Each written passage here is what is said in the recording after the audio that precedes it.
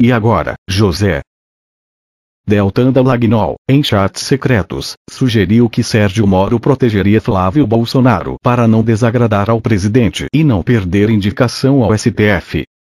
Parte 11. Direto do site The Intercept Brasil. Procuradores concordaram não haver dúvidas de corrupção de Flávio Bolsonaro no caso Queiroz, mas Dallagnol só queria comentar caso de petista. Em chats secretos, Deltan Dallagnol, coordenador da Operação Lava Jato, concordou com a avaliação de procuradores do Ministério Público Federal de que Flávio Bolsonaro mantinha um esquema de corrupção em seu gabinete quando foi deputado estadual no Rio de Janeiro. Segundo os procuradores, o esquema, operado pelo assessor Fabrício Queiroz, seria similar a outros escândalos em que os deputados estaduais foram acusados de empregar funcionários fantasmas e recolher parte do salário como contrapartida. Dallagnol disse que o hoje senador pelo PSL Flávio Bolsonaro, filho do presidente da República, certamente seria implicado no esquema.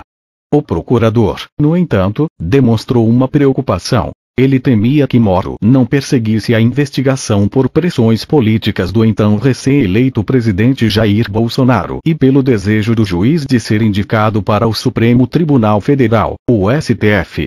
Até hoje, como presumia Dallagnol, não há indícios de que Moro, que na época das conversas já havia deixado a 13ª Vara Federal de Curitiba e aceitado o convite de Bolsonaro para assumir o Ministério da Justiça, tenha tomado qualquer medida para investigar o esquema de funcionários fantasmas que Flávio é acusado de manter e suas ligações com poderosas milícias do Rio de Janeiro. O escândalo envolvendo Flávio, que vinha dominando as manchetes, desapareceu da mídia nos últimos meses. A investigação, nas mãos do Ministério Público do Rio, parece ter entrado em um ritmo bem mais lento do que o esperado para um caso dessa gravidade. Moro tampouco dá sinais de que está interessado nas ramificações federais do caso, como o suposto empréstimo de Queiroz para a primeira-dama, Michele Bolsonaro.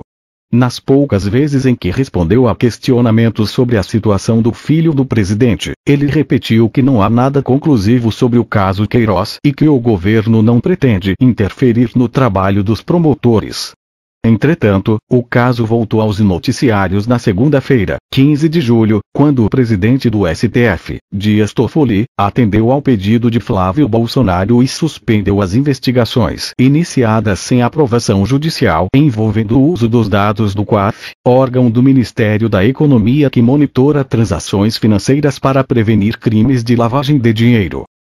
No dia 8 de dezembro de 2018, Dallagnol postou num grupo de chat no Telegram chamado Filhos do Januário 3, composto de procuradores da Lava Jato, o link para uma reportagem no UOL sobre um depósito de R$24.000 feito por Queiroz numa conta em nome da primeira-dama, Michele Bolsonaro. Segundo o texto, a transação foi apontada como atípica pelo COAF, Conselho de Controle de Atividades Financeiras, e anexado a uma investigação do Ministério Público Federal, na Lava Jato. Queiroz movimentou R$1,2 milhão entre janeiro de 2016 e janeiro de 2017. A comunicação do COAF não comprova irregularidades, mas indica que os valores movimentados são incompatíveis com o patrimônio e atividade econômica do ex-assessor, escreve o UOL. A notícia levou o Dallagnol a pedir a opinião dos colegas sobre os desdobramentos do caso, e sobre como seria a reação de Moro. A procuradora Jerusa Vessoli, crítica da aproximação de Moro com o governo Bolsonaro, respondeu: "Falo nada, só observo." Dallagnol manifestou sérias preocupações com a forma que o ministro da Justiça conduziria o caso, sugerindo que o ex-juiz poderia ser leniente com Flávio, seja por limites impostos pelo presidente ou pela intenção de Moro de não pôr em risco sua indicação ao Supremo. "É óbvio o que aconteceu e agora, José?", digitou o procurador. "Seja como for, presidente não vai afastar o filho. E se isso tudo acontecer antes de aparecer vaga no Supremo?", escreveu. Dallagnol completou: "Sobre o presidente. Agora, o quanto ele vai bancar a pauta Moro anticorrupção, seu filho dele vai sentir a pauta na pele." 8 de dezembro de 2018, Grupo Filhos do Januário 3. Deltan Dallagnol, 0056, minutos e 50 segundos, site noticias.uol.com.br. Dallagnol, 0058, minutos e 38 segundos, Quafcom Moro. Dallagnol, 0058, minutos e 40 segundos, ai ai ai. Júlio Noronha, 0059, minutos e 34 segundos, manda emojis. Januário Paludo, 701, minutos e 20 segundos, isso lembra. Paludo, 701, minutos e 48 segundos, lembra algo Deltan. Paludo, 703, minutos e 08 segundos, ai ai ai. Jerusaviesoli, 705, minutos e 24 segundos, falho nada só observo. Dallagnol, 8:47, minutos e 52 segundos, risos.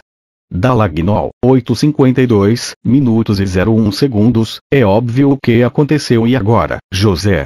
Dallagnol, 8:53, minutos e 37 segundos, Moro deve aguardar a apuração e ver quem será implicado. Filho certamente.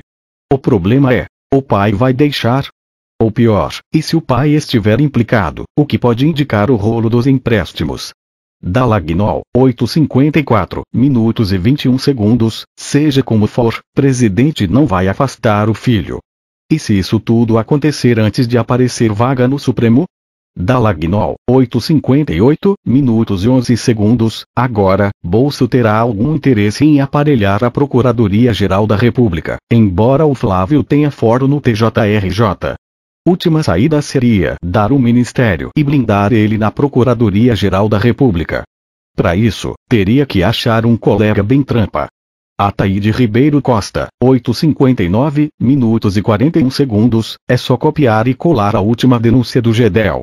Roberson Pozobon, 9:02, minutos e 52 segundos, acho que Moro já devia contar com a possibilidade de que algo do gênero acontecesse. Pozobon, 9:03, minutos e 19 segundos, a questão é quanto ele estará disposto a ficar no cargo com isso ou se mais disso vir. Dallagnol, 9:04, minutos e 38 segundos, em entrevistas, certamente vão me perguntar sobre isso. Não vejo como desviar da pergunta, mas posso ir até diferentes graus de profundidade. 1. É algo que precisa ser investigado. 2. Tem toda a cara de esquema de devolução de parte dos salários, como o da Aline Correa que denunciamos ou, pior até, de fantasmas. Dallagnol, 9:05, minutos e 54 segundos, agora, o quanto ele vai bancar a pauta Moro anticorrupcal se o filho dele vai sentir a pauta na pele. Andrei Borges de Mendonça, 9:21, minutos e 16 segundos, uma vez pedi no caso da Custo Brasil e o PT alegou que era impenhorável segundo a lei eleitoral. O juiz acabou desbloqueando sem ouvir a gente. Mas confesso que não sei se procede. Paludo, 9:37, minutos e 52 segundos, tem que investigar. E isso que ele sempre diz. Na pior das hipóteses, podem ir os anéis, filho e mulher, mas ficam os dedos. Seria muito traumático o general assumir no lugar dele. Viesoli, 10:06, minutos e 51 segundos, manda emojis. Dallagnol, 10:22, minutos e 31 segundos, risos. Antônio Carlos Welter, 10:52, minutos e 11 segundos, o dólares termina na conta da esposa. Vão argumentar que alimentou a campanha. Periga terminar em Jaime. A força-tarefa da Lava Jato e os procuradores citados no texto foram procurados para comentários, mas não responderam até a publicação da reportagem. Se o fizerem, atualizaremos o texto. A situação de Moro, como investigar um caso de corrupção envolvendo o filho do presidente que o indicou ao cargo, ou, ainda corrupção envolvendo o próprio presidente e seus familiares. Levou o Deltan a considerar evitar entrevista sobre fórum privilegiado por temer perguntas sobre o caso envolvendo Flávio. Se deve ser investigado? É certo que sim. No mesmo dia que o grupo conversou sobre o caso Queiroz, Dallagnol conversou com Roberson Pozobon, também procurador na Operação Lava Jato, em um chat privado. Eles aprofundaram a preocupação com entrevistas nas quais a situação de Flávio Bolsonaro poderia ser abordada. Ao contrário de sua usual ânsia em falar publicamente sobre outros casos de corrupção, Deltan deu a entender que estava relutante em fazer uma condenação mais severa de Flávio por temer as consequências políticas de desagradar o presidente, exatamente como sugeriu que Moro pudesse agir. 8 de dezembro de 2018, chat privado. Roberson Pozobon, 9:12 minutos e 41 segundos, em entrevistas, certamente vão me perguntar sobre isso. Não vejo como desviar da pergunta, mas posso ir até diferentes graus de profundidade. 1. É algo que precisa ser investigado. 2. Tem toda a cara de esquema de devolução de parte dos salários, como o da Aline Correa que denunciamos ou, pior até, de fantasmas. Pozobon, 9:13 minutos e 05 segundos, tava escrevendo esse tweet agora mesmo. Pozobon, 9:13 minutos e 11 segundos, informação de que um ex-assessor do deputado estadual e senador eleito pelo PSL, Flávio Bolsonaro, movimentou 1,2 milhão de reais entre 2016 e 2017. Se deve ser investigado? É certo que sim. É para isso que servem os relatórios da inteligência financeira do COAF. Pontuar as suspeitas no meio de bilhões de transações diárias. Site terra.com.br. Dalagnol, 10:04, não sei se convém um nível 2. Não podemos ficar quietos, mas é neste momento um pouco como com Raquel Dodiger. Vamos depender dele para reformas, não sei se vale bater mais forte. Pozobon -10:07, 15, pois é. Pozobon, 10:07 minutos e 26 segundos, tu na MSM dúvida. Depois de sugerir diferentes declarações que poderiam dar sobre o caso de Flávio, Dalagnol concluiu: só pode ser lido como chapa branca. Pozobon concordou e deu seu veredito. O silêncio no caso acho que é mais eloquente. Um mês e meio depois, no dia 21 de janeiro de 2019, no mesmo grupo, Dalagnol disse ter sido convidado pelo Fantástico, da Rede Globo, para uma entrevista sobre foro privilegiado. A emissora preferiu não comentar o assunto. O procurador estava ansioso para falar do caso que a produção do programa indicou ser o foco da matéria, denúncias envolvendo o deputado federal Paulo Pimenta, do PT, mas relutou em aceitar o convite por receio de que tivesse que falar também das tentativas de Flávio Bolsonaro de usar o foro privilegiado para barrar as investigações, mesmo que o caso tenha ocorrido quando ainda era deputado estadual, antes de sua posse como senador. Acho que não é uma boa. Além da bola dividida Flávio Bolsonaro. Dalagnol expressou sua relutância, calculando que o risco de ter que tratar do assunto era maior que os eventuais benefícios da entrevista. Eu não vejo que tenhamos nada a ganhar, porque a questão do foro já está definida. Os colegas da Lava Jato concordaram que a melhor opção era rejeitar o convite do Fantástico para evitar o que chamaram de um bola dividida. Flávio Bolsonaro. A emissora preferiu não comentar o assunto. 21 de janeiro de 2019, Grupo Filhos do Januário 3. Dalagnol, 16:44 minutos e 44 segundos. Pessoal, temos um pedido de entrevista do Fantástico sobre foro privilegiado.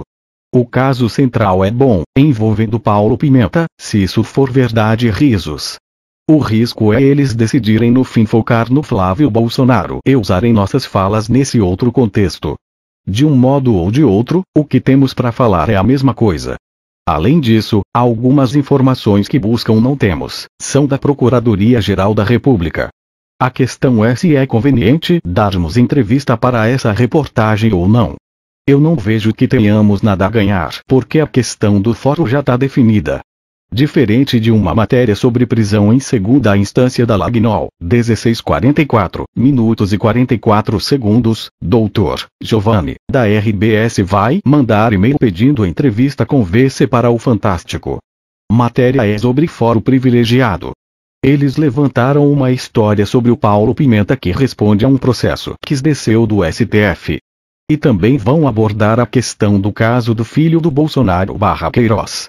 Dalagnol, 16:44 minutos e 44 segundos, ele pediu a entrevista para até quarta-feira. Assim que o e-mail chegar, colocamos aqui. Dalagnol, 16:44 minutos e 44 segundos. Prezados, boa tarde. Domingo, iremos exibir, no Fantástico, uma reportagem na qual iremos abordar um processo por estelionato a que o deputado Paulo Pimenta responde no Supremo. Teremos uma entrevista exclusiva de um primo dele, laranja, de um esquema envolvendo compra e venda de arroz, com envolvimento do ex-diretor do DNIT, Ideraldo Caron. Essa suspeita contra o Pimenta será nosso principal caso, e numa reportagem sobre os casos em que políticos perderam o foro, devido ao entendimento do Supremo de que a prerrogativa só existe para crimes cometidos durante um mandato e que dizem respeito a um mandato. Assim, citaremos também o caso F. Bolsonaro, que surgiu após o início da nossa apuração. Iremos incluir, ainda, um levantamento do STF mostrando a quantidade de processos que baixaram para o primeiro grau, os políticos que possuem maior número de processos, etc. Assim, pergunto se o Dr. Deltan poderia gravar conosco, para falar dos reflexos da restrição do foro para os envolvidos na Lava Jato e também sobre a questão do foro em si. Vocês têm um levantamento de quantos políticos investigados estão nessa situação, ou seja, já estão respondendo no primeiro grau? Já dá para afirmar que esses processos estão tramitando de forma mais rápida? Quantos recorreram para manter os procedimentos no STF? No aguardo. Muito obrigado. Dalagnol, 16:44 minutos e 48 segundos. O que acham? Júlio Noronha, 16:50 minutos e 02 segundos. Acho que não é uma boa. Além da bola dividida Flávio Bolsonaro, e de ser pauta já definida pelo STF, Paulo Pimenta já nos representou algumas vezes. Antônio Carlos Welter, 16:59 minutos e 18 segundos. Pelo Pimenta não vejo problema. O ruim é a bola dividida. Mas não dividir pode ser pior. Fica seletivo. Welter, 17:03, se falar em tese, não vejo problema. Mas e a Raquel, não vai chiar de novo? Sim. Os diálogos fazem parte de um pacote de mensagens que o Intercept começou a revelar em 9 de junho, série conhecida como Vaza Jato. Os arquivos reúnem chats, fotos, áudios e documentos de procuradores da Lava Jato compartilhados em vários grupos de chats privados do aplicativo Telegram. A declaração conjunta dos editores do The Intercept e do Intercept Brasil, clique para ler o texto completo, explica os critérios editoriais usados para publicar esses materiais. Em outras conversas privadas, procuradores do MPF também comentaram o escândalo envolvendo Flávio Bolsonaro e Queiroz.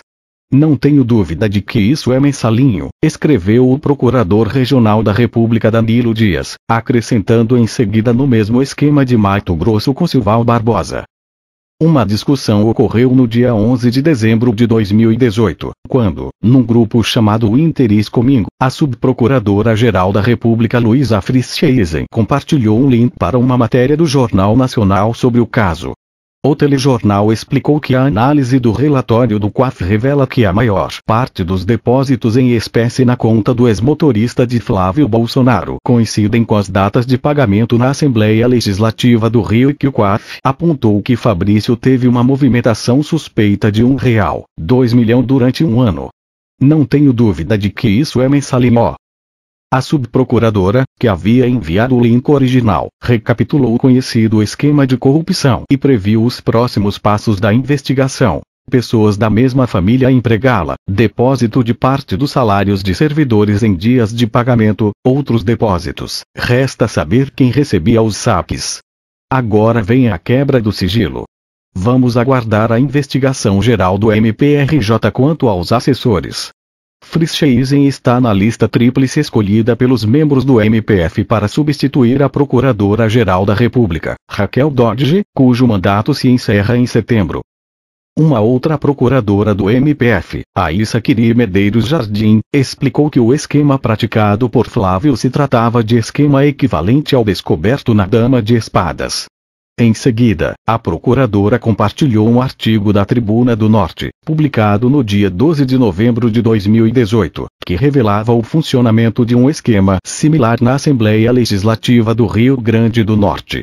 No caso, uma organização criminosa formada por servidores e ex-presidentes da casa realizou desvios milionários por meio de um esquema com funcionários fantasma. Frischheisen comparou o caso de Flávio a um outro, também no Rio de Janeiro, envolvendo a deputada estadual Lúcia Helena Pinto de Barros, conhecida como Lucinha, acusada de desviar dinheiro público em contratação de funcionário fantasma. Citando uma nota do MPRJ, a procuradora disse que MPRJ já fez denúncia sobre caso semelhante envolvendo funcionário fantasma, indicando que haveria precedente para uma denúncia contra Flávio. No decorrer da conversa, nenhum dos procuradores discordou da declaração enfática de que Flávio teria praticado corrupção. Segundo a revista Veja, que teve acesso ao documento que embasou a quebra de sigilo de Flávio Bolsonaro, o Ministério Público do Rio de Janeiro vê indícios que sugerem a prática dos crimes de peculato, lavagem de dinheiro e organização criminosa no gabinete do então deputado. O caso seria, então, ainda mais grave do que os outros casos citados pelos procuradores. 11 de dezembro de 2018, Grupo Interiscoming. Danilo Dias, 22:09 minutos e 47 segundos, não tenho dúvida de que isso é mensalinho. Dias, 22:10 minutos e 10 segundos, no mesmo esquema de Mato Grosso com Silval Barbosa. Ana Carolina Rezende, 22:10 minutos e 48 segundos, suprimido. Aissa Quiri Medeiros Jardim, 22:11 minutos e 18 segundos, Xiii. Luísa Frischheisen, 22:13 minutos e 46 segundos, pessoas da mesma família empregá-la, depósito de parte dos salários de servidores em dias de pagamento, outros depósitos, resta saber quem recebia os saques. Agora vem a quebra do sigilo. Vamos aguardar a investigação geral do MPRJ quanto aos assessores. Roberto Dacier, 22:15 minutos e 11 segundos, áudio não encontrado. Jardim 22:15 minutos e 12 segundos, esquema equivalente ao descoberto na Dama de Espadas. Jardim, 22:15 minutos e 12 segundos, site tribunadonorte.com.br. Um mês depois, no dia 17 de janeiro, os assessores de imprensa de Dallagnol, num grupo de chat privado entre o procurador e os profissionais, trataram de uma solicitação enviada pelo então repórter do Intercept Rafael Moro Martins, hoje editor em Brasília, que cobrava um posicionamento oficial de Dallagnol sobre o caso envolvendo Flávio Bolsonaro e Queiroz. Na mensagem, o repórter observou que o procurador vinha sendo ativo nas redes sociais em assuntos que não dizem respeito à atuação da FT e do MPF.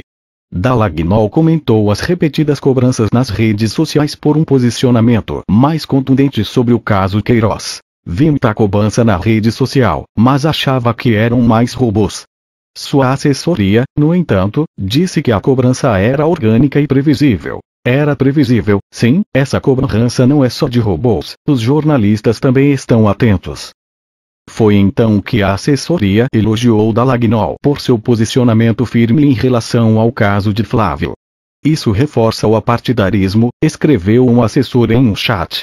O assessor também criticou a posição de Moro. Sem contar que a fala de Moro sobre Queiroz foi muito neutra. Não teve firmeza, sabe? Para muita gente, pareceu que Moro quis sair pela tangente. Ele, a assessoria disse, ficou em cima do muro. A preocupação do assessor de Dallagnol sobre as motivações de Moro no caso envolvendo Flávio foi enviada no chat em janeiro, pouco mais de um mês depois do próprio procurador debater o caso com os colegas. No chat, Dallagnol não disse nada em resposta às críticas e à aparente disposição de Moro, famoso por sua severidade contra a corrupção, de proteger Flávio. Essa conversa, entretanto, ocorreu cerca de 2 meses depois que o coordenador da Força-Tarefa da Lava Jato, como demonstrado previamente pelo Intercept, ter dito à procuradora Janice Ascari, num chat privado, sobre a saída do Moro para o Ministério da Justiça, mas temos uma preocupação sobre alegações de parcialidade que virão. Tenho medo do corpo que isso possa tomar na opinião pública. Moro já foi questionado diversas vezes sobre sua aparente apatia diante não somente da investigação sobre a corrupção de Flávio, mas também de outros escândalos envolvendo o governo Bolsonaro, como as denúncias de que o PSL teria utilizado um esquema de laranjas nas eleições de 2018. Quando perguntado, Moro em geral alega não ter controle sobre a Polícia Federal, como fez novamente em entrevista concedida ao Correio Brasiliense no começo de julho. A PF está apurando os fatos e deve chegar a conclusões. E à medida que estão sendo feitas as diligências, elas estão sendo informadas ao presidente.